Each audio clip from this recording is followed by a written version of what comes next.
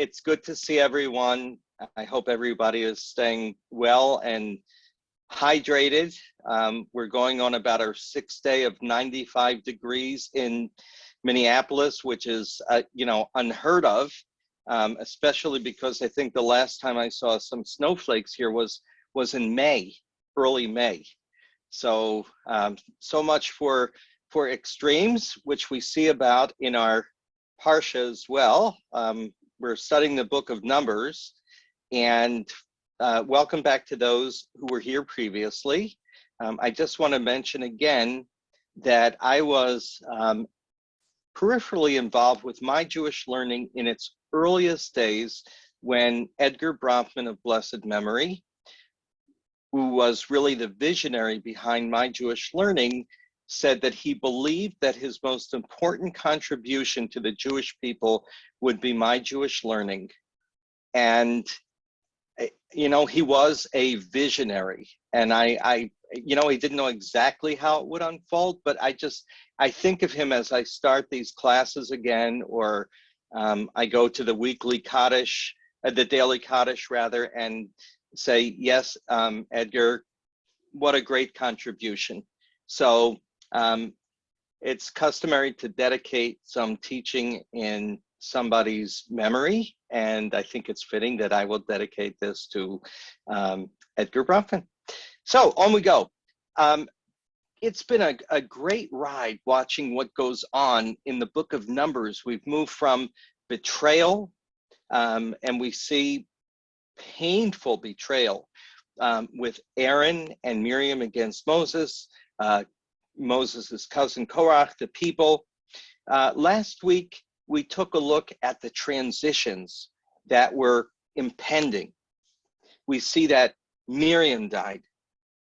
In just a few sentences later, a few psukim later, we see that Aaron dies. Now, again, we don't know, did that happen over a period of years?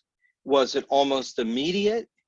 We're not sure, but it doesn't really matter because the Torah is building toward a transition that will then move to succession. And with that, I admit that I love the TV drama Succession, so I really couldn't resist calling our session today, which I'm going to share. Julie, does it look okay? Does the font size look okay? We don't see anything yet, Chaim. Oh, well, it says I'm sharing my screen, so I'm going to stop share. We had this glitch before, and I'm going to try to share again, and hopefully it will work.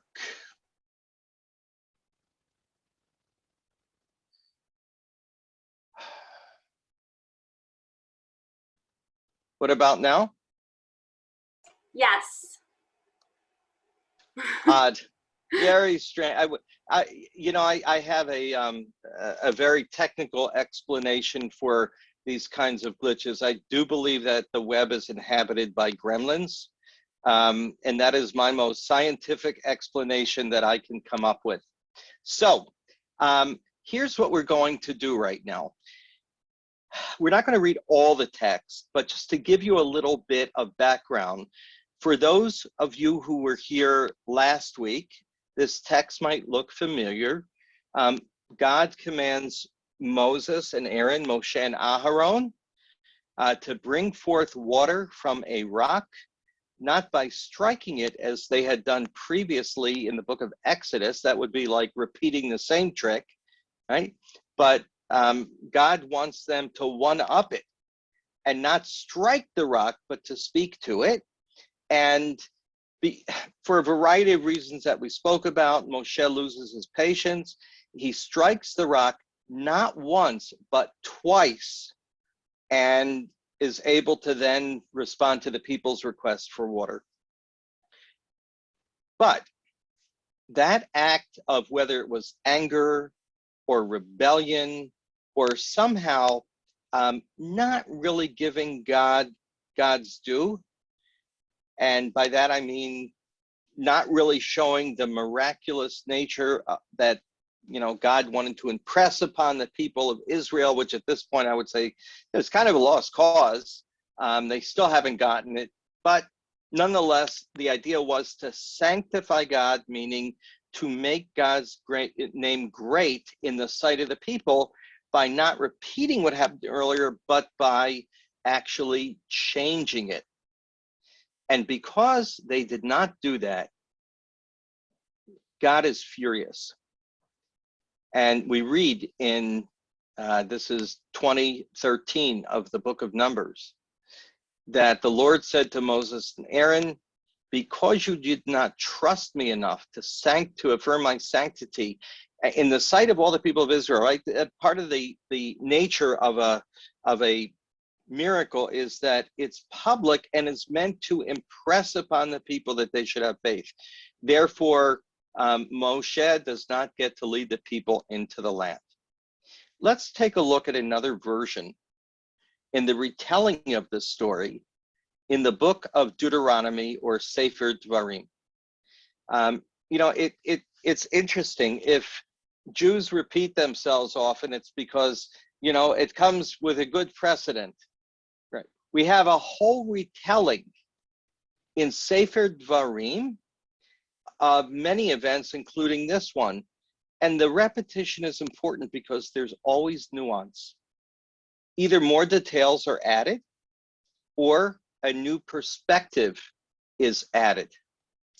And in this case, what we see is Moshe adds that he has accepted this divine judgment. We never have Moshe's reaction in the book of Numbers to what happens, right? I mean, how crushed he must have been. This had been his lifelong pursuit, to bring the people out from Egypt and into the land of Canaan, and to live a life culminating in only being able to look but not cross over. I mean, I can't imagine how devastated Moshe must have felt. Now, we have a midrash that comes in because we know that the rabbinic tradition is going to think like, what else was God thinking? What was Moshe thinking? We have so little detail. Again, I describe midrash as when you think of that grain of sand in an oyster that produces a pearl. Whenever there's a little irritant to the rabbis, something unclear, something that's duplicated, it produces gems that I like to call midrashim. So one midrash, and that's stated in different ways, and maybe we'll take a look at a different one. Well, they're both important. They each add something. Is the emphatic nature of God's judgment against Moshe. So here, Rashi is a medieval commentator, and up until recently, when we had a great giant who passed away not long ago, an Israeli scholar by the name of Adin Steinsaltz. Steinsaltz, I can only describe him as the modern day equivalent of Rashi. Rashi, who lived in the Middle Ages, basically wrote commentaries on the Torah and the entire Talmud. And when people used to study Torah or Talmud, it was always with Rashi. They would read some of the text of the original and then Rashi's interpretation. That's how integrated they became. In our day, Rabbi Adin Steinsaltz, who passed away several months ago, or maybe it's a little longer, I've lost track of time with the pandemic, has commentaries in English and Hebrew on the Torah and also on Talmud. And in the way that people read Rashi interlaced with the text, A lot of people use Steinsaltz in that way. So Rashi is emphatic, or brings out the emphasis that God's word would not change. And why? Let's take a few comments. Why do you think that there are midrashim, the next one as well, and this is on the Deuteronomic version, right? Not even Moshe's bones would pass over. So let's go into the chat box for a moment. Why this emphasis that God's word in this case wouldn't change? I mean, after all, God, you know, like kind of changed his word before. God is merciful. Why do we have this emphasis here? Let's see what everybody's saying. Micha Goodman, by the way, is a brilliant scholar, but he hasn't done what Steinsaltz did in the same way. Steinsaltz sought out, I think, you know, to do what Rashi did, and that was to make the entire Torah, the entire Talmud, which is a huge undertaking, accessible to everybody, to open it up as our inheritance.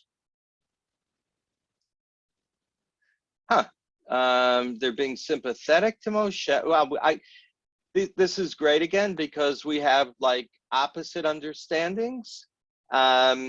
Maybe because Moshe can't advocate for his own saving if he is dead. Yeah, I mean, yes, to evoke some sympathy toward Moshe, or so that the rabbis could claim unfettered authority. God makes a decision based on the whole group and not one person. Noreen, could you elaborate on that a little bit?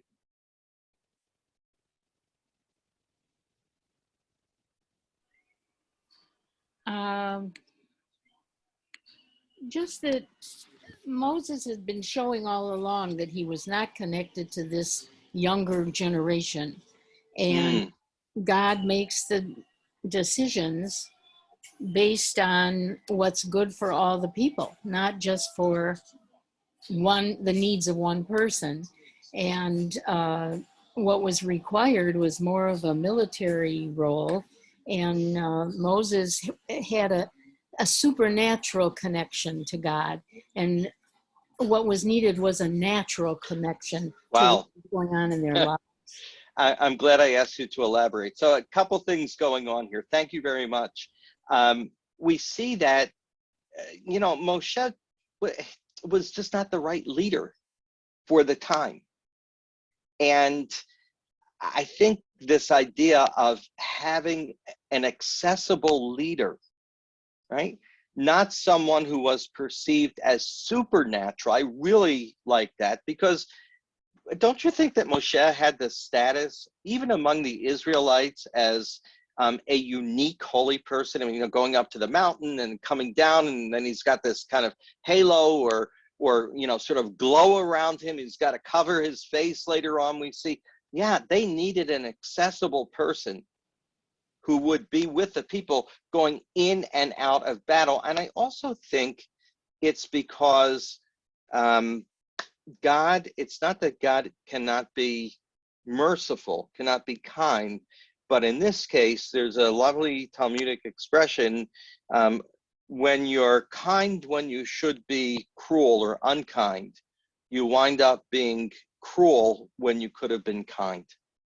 And this is the idea of leadership, meaning unlike today where leadership is all about the self, here we see leadership being about the needs of the community. We may have forgotten that given some of the way people exercise leadership today. So we're going to go back to our text, and Julie, please tell me if it shows up again. Yes, we see it. Oh, okay, good. See, I told you the gremlins have taken off to attack somebody else right now. But here's something interesting that we're going to see. Now we're going to watch the announcement of the succession of Joshua, right? Because who's left? Miriam dies, Aaron dies, and Moshe knows that his number is next. So what does he do? And to me, this is one of the most beautiful texts showing great concern. And we looked at this before. We're going to look at it a little differently this time. Moshe preempts God and says, God, I know that my time has come. He's finally accepted that. And he prays that God will appoint a leader, and we looked at this text, who knows the needs of every individual. And Moshe's prayer was, please appoint a leader, someone who will go out before them and come in before them, take them out, bring them in. That's what leaders do. They don't wait for other people to act, and they don't watch other people follow orders without being out in front. We had some problems with the idea that they shouldn't be like sheep that have no shepherd, those who were here in the first session. And maybe that part was a little bit paternalistic. Nonetheless, I read this as marked by generosity. Please, God, appoint a successor who will see both the entire community, but the individuals that comprise the entity of community. And the Lord answered Moses, single out Joshua, Yoshua ben Nun, an inspired man, and lay your hand upon him. Note the phrase, lay your hand. Have him stand before Eleazar the priest, before the whole community, and commission him in their sight. Invest him with some of your authority. Vinatata mehodcha alav. The Hebrew doesn't say invest him with your authority. It says invest him with some of your authority. Take a part of that. And also note that we have a division of authority: political or military leadership and spiritual leadership. Moshe couldn't be appointed by a priest, by a Kohen, because the kehunah, the priesthood, hadn't been established yet. Now that there's the establishment of a spiritual leadership through Aaron and his line, there seems to be the beginning of check and balances in leadership. And there's a tension that runs really up to this very day, right? When it comes to leadership and the Jewish people. Which entity carries more weight, the political leadership or the religious leadership? The conflict that we see in modern Israel today actually stems to this passage over here, because Yehoshua has to go before Eleazar, who is the Kohen Gadol, the high priest, who shall on his behalf seek the decision of the Urim by the Lord. There's some sort of oracle, nobody's quite sure what the Urim and Tumim were, but basically the new leadership structure required that the political leader or military leader has to consult with the spiritual leader. And Moshe followed God's instruction, and he laid his hands, not hand, upon him and commissioned him as the Lord had spoken through Moses. Okay. Is it a significant? God says, give him a hand, literally one hand. And Moshe invests Yehoshua with two hands. Does it matter? I mean, it's just kind of a reiteration with, unintentional variation? What do you think? Please put your answers in the place your answers in the chat box. Yeah, it does matter. Why does it matter?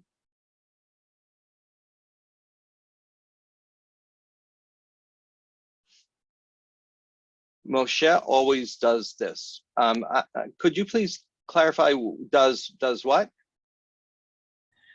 So it's a consistent, this is Bamaya, by the way, consistent problem that I have with some of Moshe's things that he does. Like it's almost as if he doesn't hear him clearly, or he's not processing and he doesn't follow direction well. And I don't say that with offense at all. Interesting. So it could be that, like sometimes Moshe doesn't hear directly, Right, or like, understand is what you're saying. Can you just give me one more example of that? well, there's so many, right? Like, and people are putting this stuff in the chat as well, like the striking of the rock. Like when he's told to tell the people about their purity laws, his direct comment back is not God's actual words, but it's don't go near a woman. And my daughter has like central auditory processing disorder. She also stutters. So did Moshe. And like the way that she responds is often the way, you know what I mean? Like I'm giving a direction, but I'm either the first directions followed or the last, not all the way through. And it just makes me wonder why there's so many inconsistencies, like, even to Shemor Zahor, like which one were we supposed to do? What did God actually say? Did he say both things at once in a way that we understand? Like it's like that so much, it made me think about my own child. Okay, so this is a totally original interpretation for me. Thank you for elaborating. And maybe, the midrash has one function. It's to kind of harmonize or explain these inconsistencies between God's word and Moshe's execution of the word. But maybe it's not that complicated. Maybe Moshe has some sort of learning disorder, right?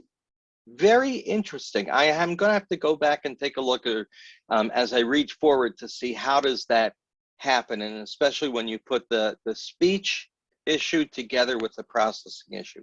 Thank you. Now I'm going to go back and read some of the other responses. Peaceful succession. When Moshe places both hands, it really shows that Moshe is all in. And that it also, I hadn't thought of this one before. To give with both hands also means that not only is God sort of blessing the successor, but Moshe is also claiming, right? When you lay two hands, that means, hey, I own this choice too. It's not just God. I like that.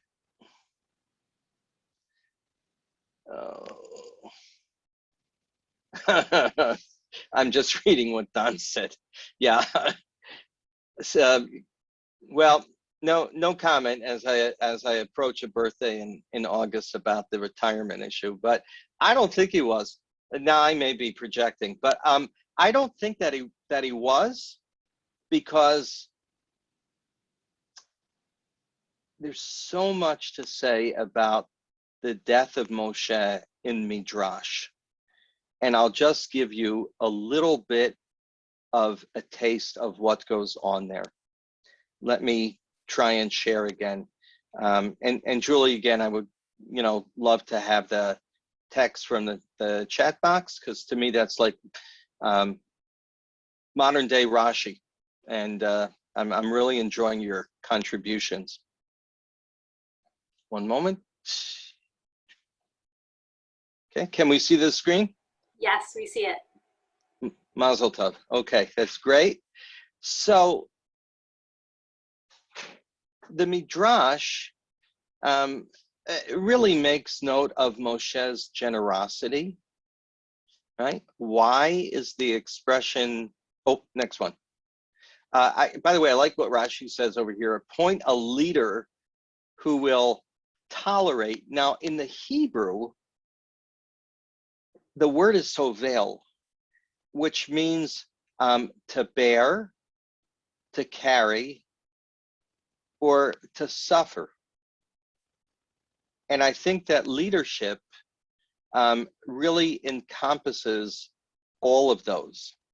There is an expression that leaders should be moser et nafsham.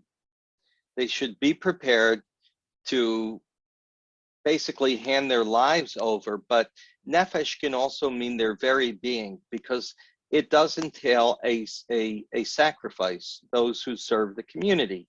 That's a reality. So Moshe's concern is that the new leader will be able, according to Midrash, to understand the needs, to tolerate, to suffer the needs, to carry the needs, because a leader has to carry his or her people, right? That's also the job. When the people feels down, she lifts them up. That's another definition of leadership.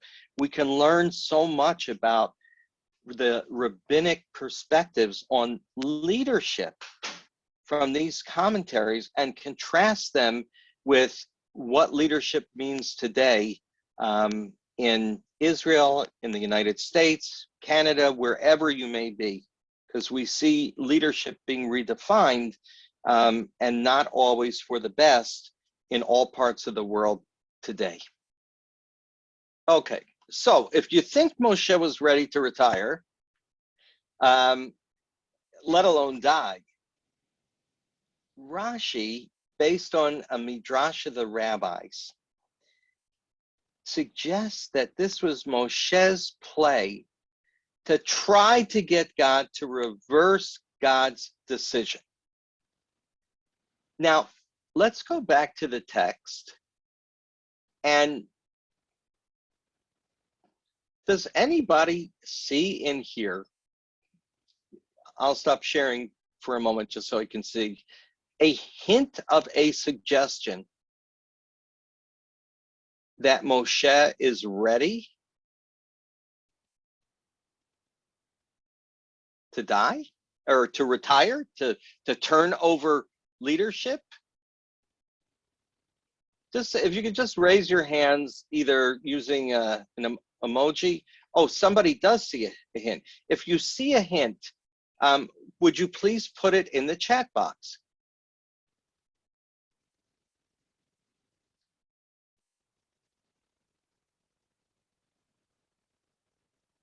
Do you see a hint in the text that Moshe was reluctant to somehow give up his leadership?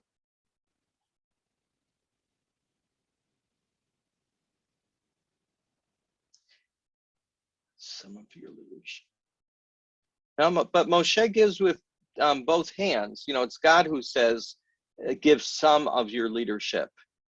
Moshe gives it all. Well, I don't see that. I don't see what the rabbis saw. And let me just share again.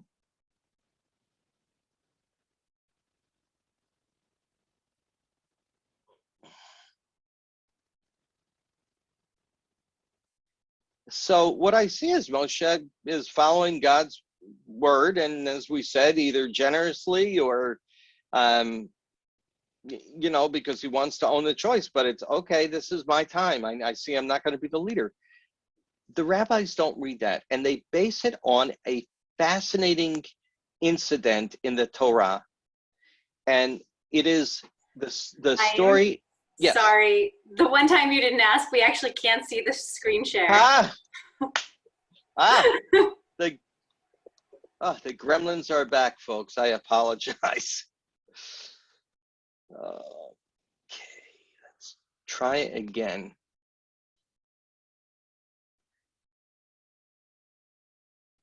Oop, wrong one. These are my cliff notes. Hang on a moment. Can you see now? Yes.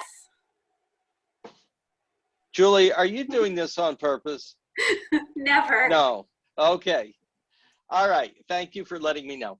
So we have an incident in the Torah that is very, very significant.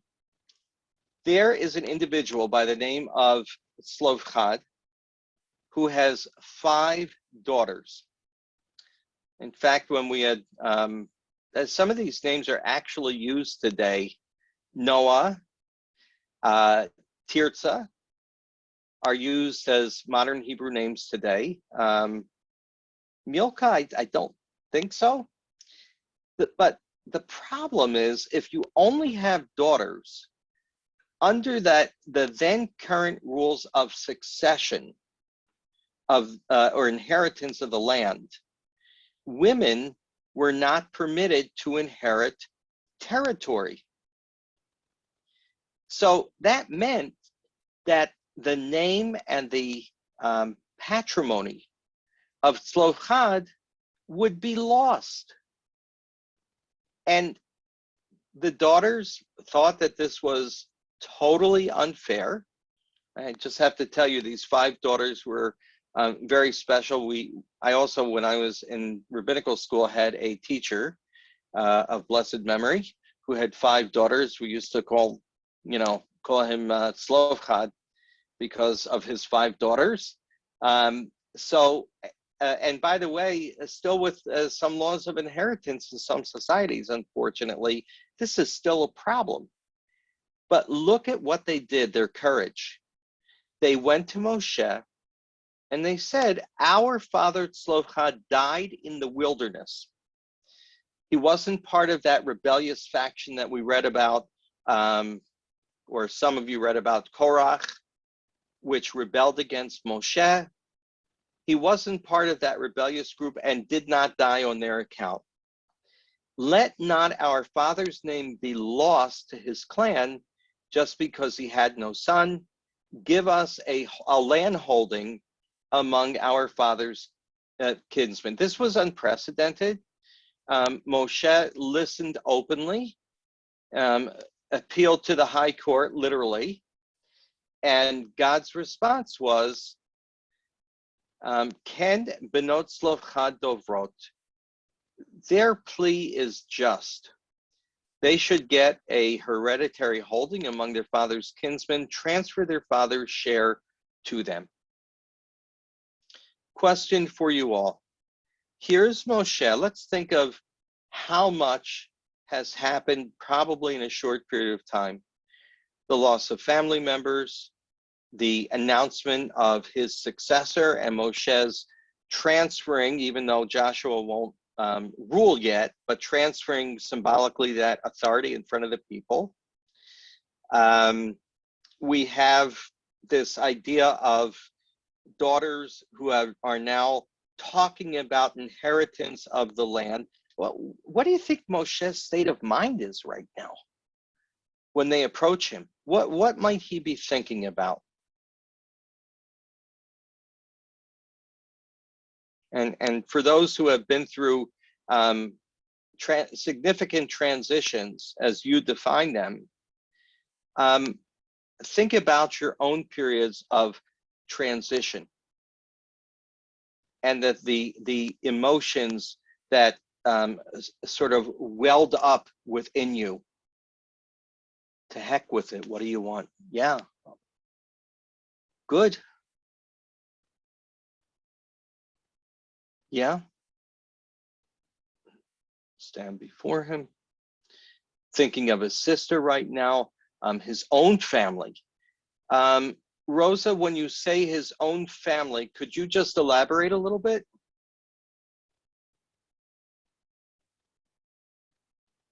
And you'll have to, I'm going to ask you to unmute. Well, he has sons. He has children. Yeah. So they're certainly, obviously, they're not, they're not destined to inherit his mantle. But what about land? What about another sort of future where they're minor leaders? Anything like that? Yeah. So Moshe is poised on a threshold between his own demise and the rebirth of the Jewish people in their own land. right? He's got both sets of emotions, you know, the promise that will be fulfilled by others, but not by him, so close to achieving it. So justice, you know, Moshe's children were not of a Hebrew mother. Well, that, you know, that's interesting. It's probably a discussion for another time, but in the biblical period, it appears that Jewish lineage was passed through the father and not the mother. That up until probably the early time of the Mishnah, let's say after the destruction of the first temple in 70 BCE, roll forward 100 years, that's probably when it was codified that lineage went through the mother. There's some scholars who date it earlier to the book of Ezra. There are other scholars who date it later. But it's pretty clear that around the time of Moshe, Judaism was patrilineal and not matrilineal. Okay, yeah, you know, I'm just looking at the last comment. There's like, you can see that Moshe is just, like on the surface, he's so edgy. If somebody mentions something about the land, you know, yeah, I like that. Yeah, where's the justice in this? Yeah. So, you know, it's just so hard sometimes to think about Moshe as human in a way, because he does seem to be supernatural, not just because, I'm going to ask you again, Julie, if you can see the text. Yes, we can. Okay, I'm now convinced that you're doing this to me. I'm just kidding. But he appears supernatural to me in some ways, because what poise it takes, what acceptance, what faith it takes to be able to accept this judgment, and to be able to not only think about yourself, but to think about the plea of these women. Moshe could have said, well, that's not the way we do things around here. But he's not sure, because this is literally new legal territory for Moshe. And despite the fact that his children will not be his successors, he cares about the people as a whole.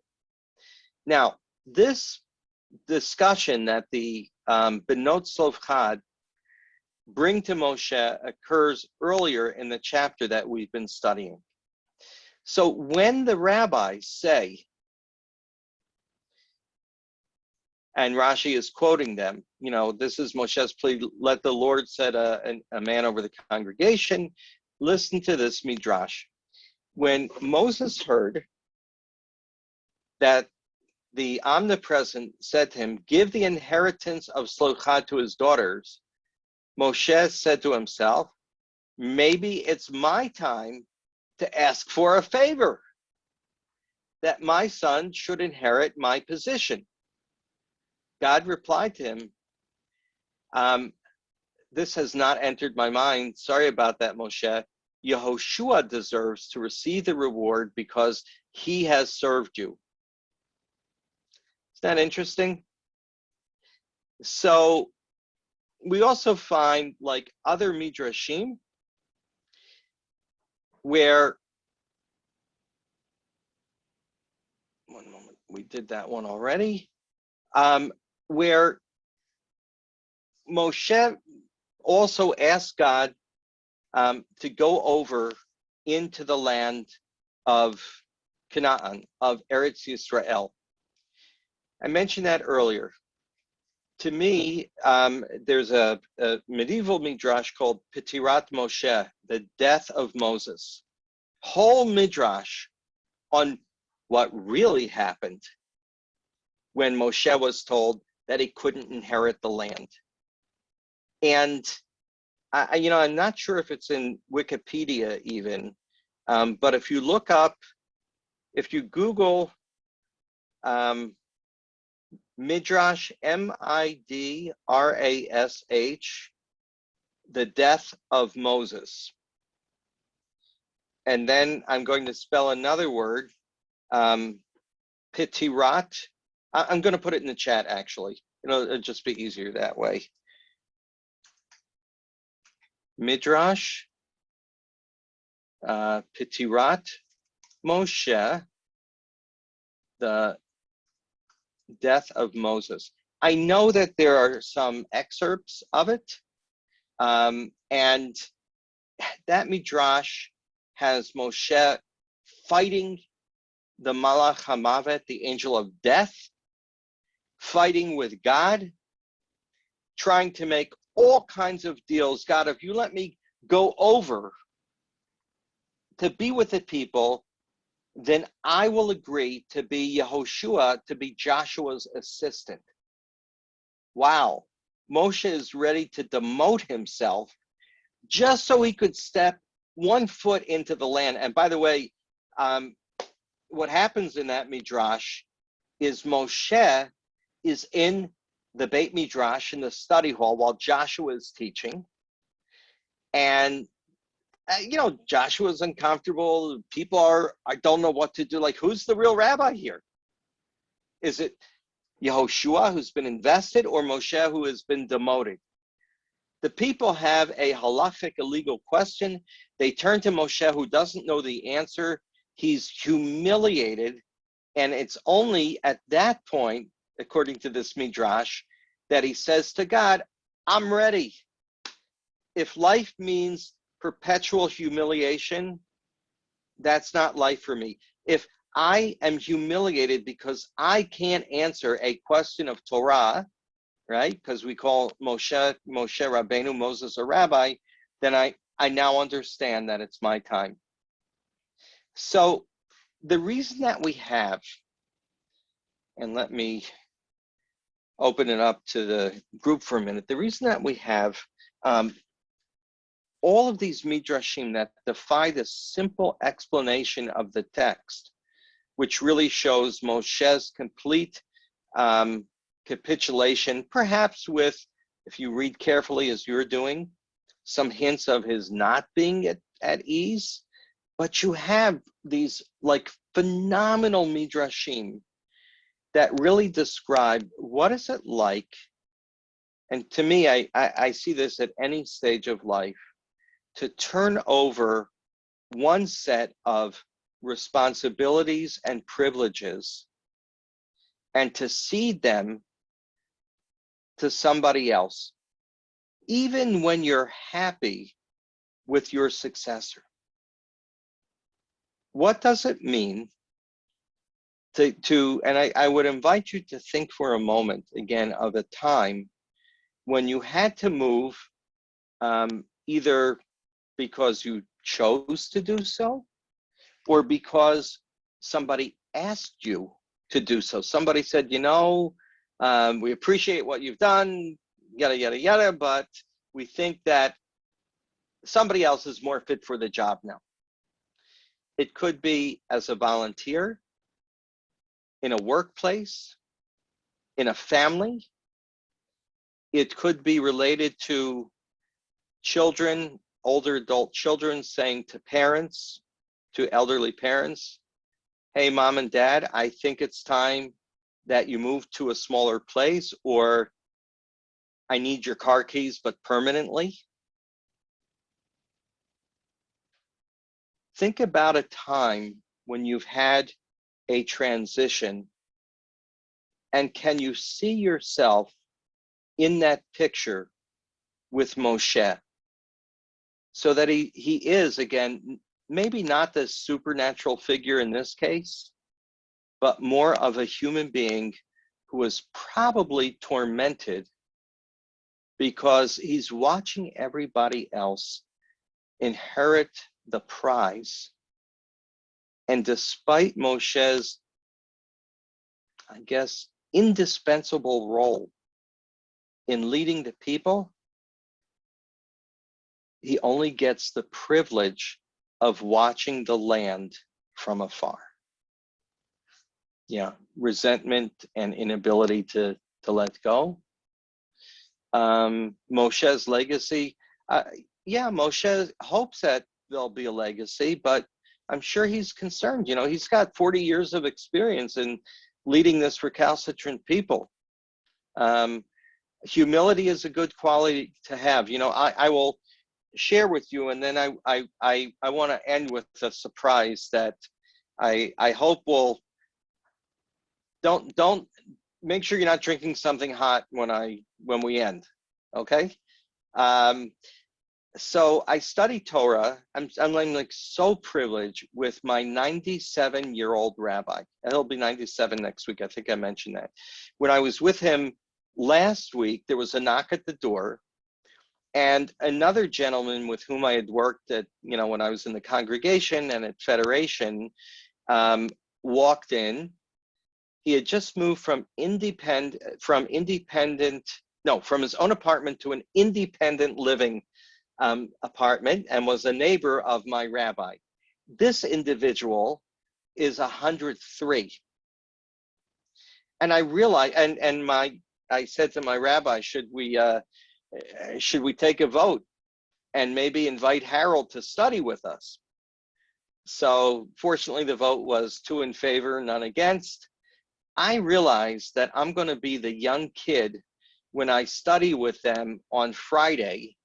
I'll have a 103-year-old, someone who will be 97 next week, and I'm 62. What an amazing thing.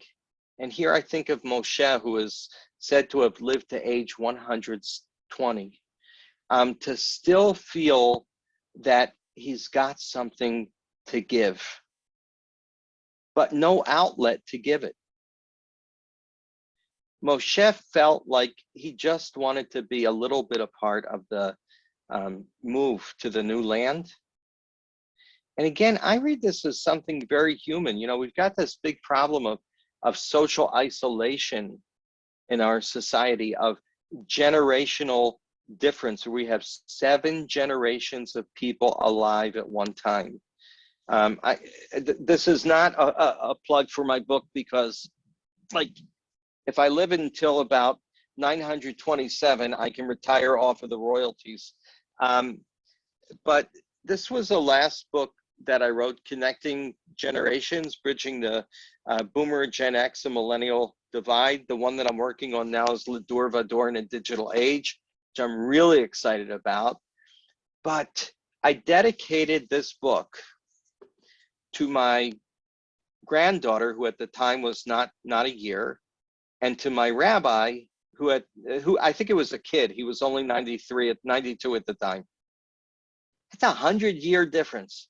We've got social isolation, generational division. The United States is the most age-segregated country in the Western world. And we have people who are older who want to give, but there's no organic way for them to connect to people who are younger. We're not set up for that.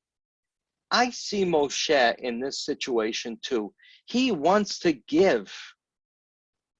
God may have said he's finished, but despite Moshe's immediate acceptance of this judgment, I think he really wanted to give more. The Torah said his strength was not dim, his eyes were not dimmed, his strength was not diminished. I see a hand up, so I am going to. Hi, it's Yeah. the Maya again. So I agree with what you're saying. I think he did have, although he's a wonderful leader, I would say I see some flaws in the inability to delegate, which we see again, like kind of knowing when to step up and when to step back. Like there was some issues with that, you know, knowing when to take up enough space and when to back down, right? And so for me, like, at 46, I would much prefer to be in the company, and I have since I turned 40, of people who are older, because I realize when I'm struggling with moms that are on the same level as me, Yes. anything but kvetch, right? Like we can't help each other because we're all in the same boat of mess. Especially like when you're young moms, you get together and it's like nobody slept in months, right? Like you, Yeah. somebody who's a mom that says, "Oh, sit that baby down somewhere and go like do your work," like they're gonna be fine.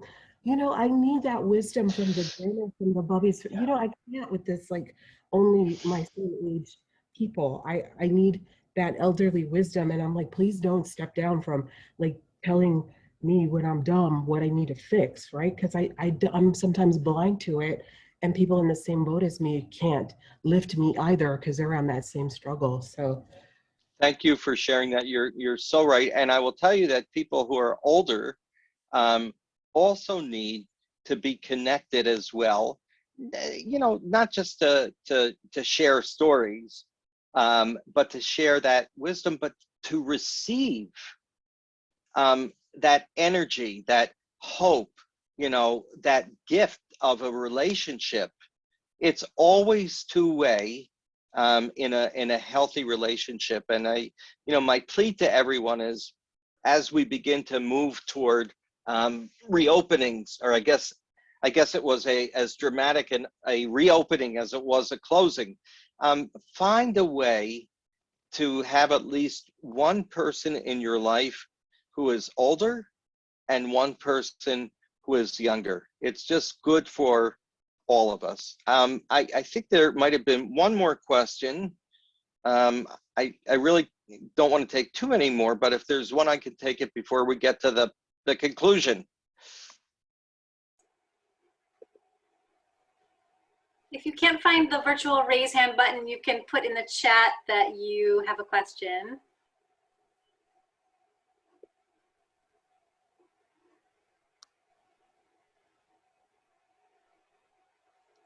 I don't see Okay. it. All right, then let's finish. And Julie, you'll tell me again in a moment if you can see my screen. One moment. Oh, wrong one. Can you see it? Yes. Okay. How does the book end? How does the book of Numbers end? It ends with another serious fight between Moshe and three tribes, or what turns out to be 2.5. The Israelites are poised. Bnei Israel is poised to enter Canaan, to conquer the land, to fight and to settle it. That takes a full national effort. At the beginning of Moshe's life, the people grumbled and complained, but more than that, they threatened the entire enterprise of the Jewish people in the land of Israel by saying, we want to go back. You know, I mean, the food was free. Well, I wouldn't call slavery exactly giving free food, but in retrospect, you know, we all color our memories a little bit. And there was like a threat that the people would like completely rebel against Moshe and go back to Egypt. That was settled. What do we see about 40 years later? Half of the tribe of Reuven and the tribe of Gad own cattle, a significant number of cattle. They liked the land on the other side of the Jordan, not Canaan, but what today is I guess the eastern part of the Jordan. They liked that land, and they said to Moshe, I mean, your heart has to go out to Moshe. They said, if you look at verse 5, it would be a favor to us if this land, meaning the land next to the land of Israel, if you gave us this land as our holding, do not move us across the Jordan. They want to have the choice land, even though it's not in Canaan. Moshe is apoplectic, understandably. Listen to what he says. And I'm going to use more colloquial language. Moshe says to them, what are you talking about? Can you possibly say this? Your tribesmen, right? Your brothers, they're going to wage war and you're going to stay here with your flocks? Not only that, you're going to turn the Israelites from crossing into the land that the Lord has given them. That is in verse 8, that is what your fathers did when I sent them from Kadesh Barnea to survey the land, right? Remember that incident with the 12 spies and how they rebelled, and they just caused terrible division within the people. The people were punished for 40 years. This must be like a nightmare for Moshe. It's not just deja vu, it's with a next generation. And now it's not like they're starting out on their journey, they're ready to end their journey. And we'll be ending ours in a moment too. So just stay with me until the end. And we know what happened. God was incensed with Israel. He was infuriated. And now Moshe said, you breed of sinful men have replaced your fathers to add still further to the Lord's wrath against Israel. If you turn away from God, then you're going to bring this calamity upon the people. Their response is, look, we are going to build, sheepfold pens for our flocks and towns for our children. We're going to go, in fact, not only are we going to fight, we're going to be the advanced guard. We're going to be in the vanguard. After we wage war and help our brothers, we're going to go back and stay on the other side. But by the way, we'll be right next door. And note that they put their material goods before their children. And Moshe agrees, except he corrects them. He said, build towns for your children and sheepfolds for your flocks. But do what you have promised, namely, fight with us, be in the vanguard, and then go back to home. So what is the surprise? The surprise is we find the creation of the first diaspora, not just the creation, but the diaspora is institutionalized, meaning that Moshe sanctions the diaspora by allowing 2.5 tribes to live on the other side of Canaan, of Eretz Israel, the promised land. And to me, that is phenomenal. Because if it was good enough for Moshe, then maybe there's wisdom in having some population, some Jewish population outside of the land of Israel, despite my own feelings and regrets that I'm not living there. If Moshe said, maybe diaspora is not so bad, we can benefit from having people on the other side to come to our aid, or maybe do some reconnaissance, to tell us what's going on outside of the neighborhood, it isn't so bad. Okay, so I overplayed the surprise a little bit, but it was just to make sure I had your attention. But seriously, diaspora is created in the book of Numbers. And that is something that often gets overlooked. Thank you for being here. I hope you see how when we study together, we enrich each other's learning. I want to thank Julie and My Jewish Learning for the opportunity to teach. And I really want to thank all of you for the opportunity to learn from you. And I hope to see you in the future.